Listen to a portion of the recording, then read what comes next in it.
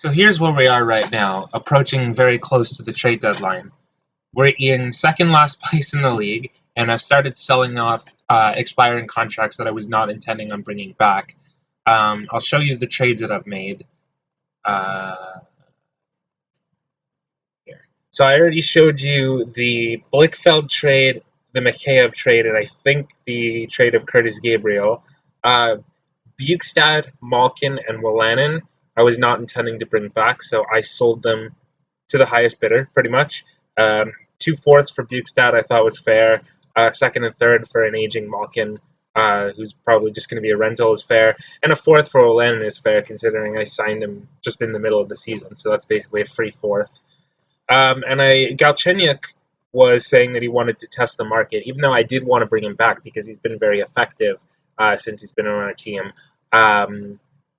I decided to see what was out there, and Colorado offered me 2 firsts. So, I mean, if he is just a rental, and I don't think he was gonna come back next season for us, 2 firsts is great. So that's where we stand going into the trade deadline. Other people expiring well, first of all, Bobby Ryan is now deciding to retire at the end of this season. These people like Hamaliuk I want to bring back. DeSimone, nobody wanted. Sundqvist I didn't get any offers for. Nobody wanted Ryan as a rental either. So yeah, that's where we stand going into the trade deadline. Okay, so we're now at the end of the third regular season of the save, and to sort of wrap up, we came in second last in the league.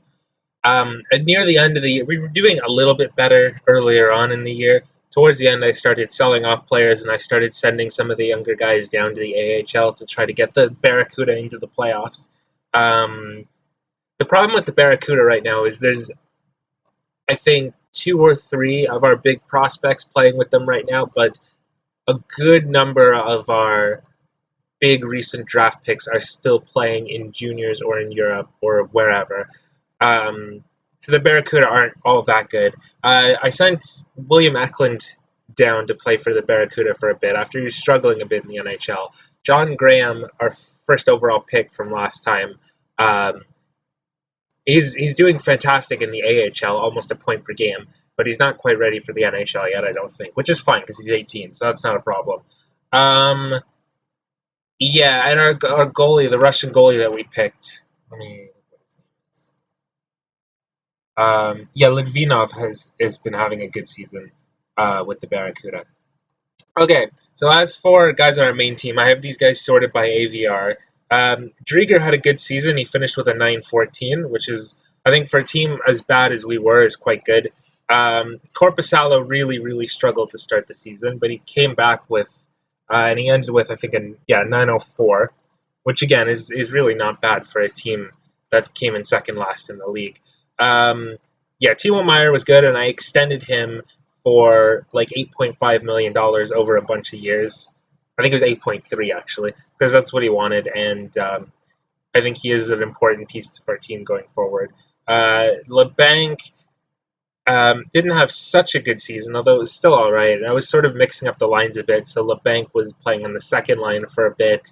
I was trying to spread out the talent a little bit, but that seemed to have affected his numbers a little bit.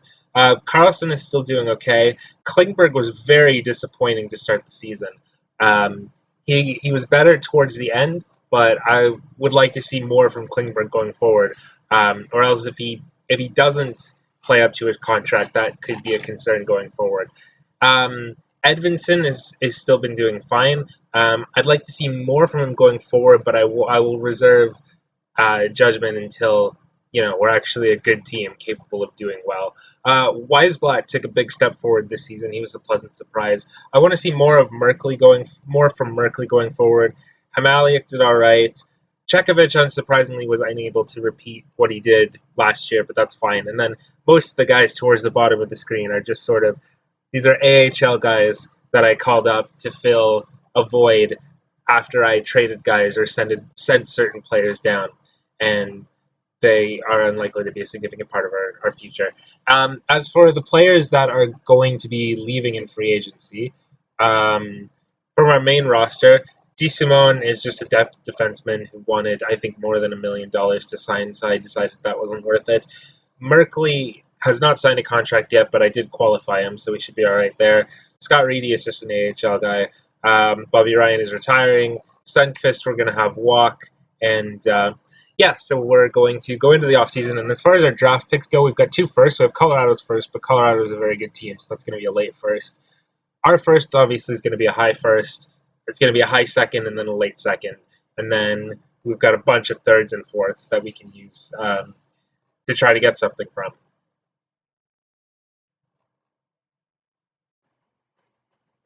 Okay, so we lost the draft lottery. Minnesota, I think, drafted first overall. This is the Connor Bedard draft. Minnesota took Bedard first overall.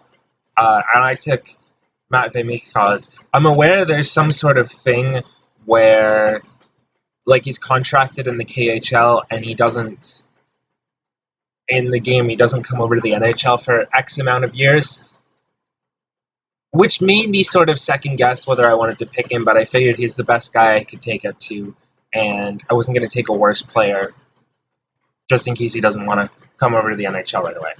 So that's fine. I also have pick number 27, which I think is the pick from Colorado. I think I got it for Alex Galchenyuk at the trade deadline. Now, first of all, I want to show something. So first of all, if we look at my scouts recommendations, this guy is a defensive forward. This guy is a defensive forward.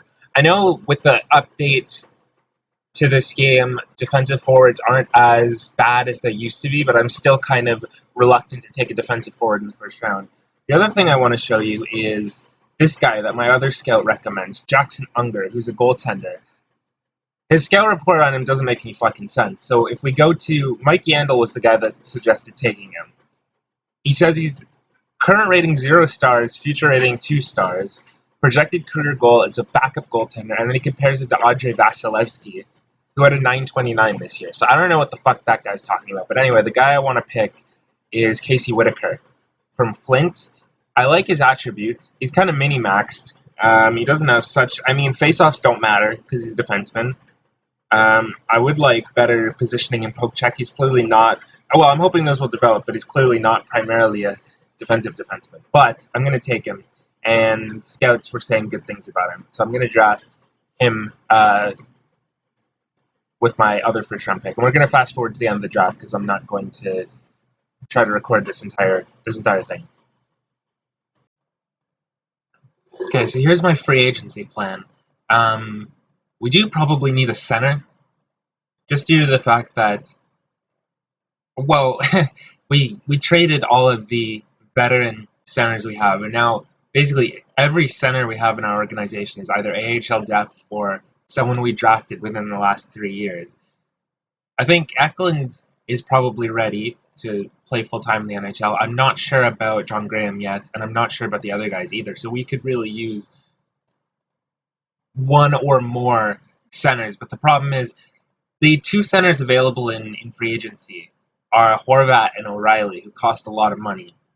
They're good, but they cost a lot of money. So I figure maybe I don't go for a center in free agency and we use our kind of excess pool of prospects, and we still have some picks to maybe trade for a center if we're serious about being a decent team this year. I also thought we needed some left wing depth.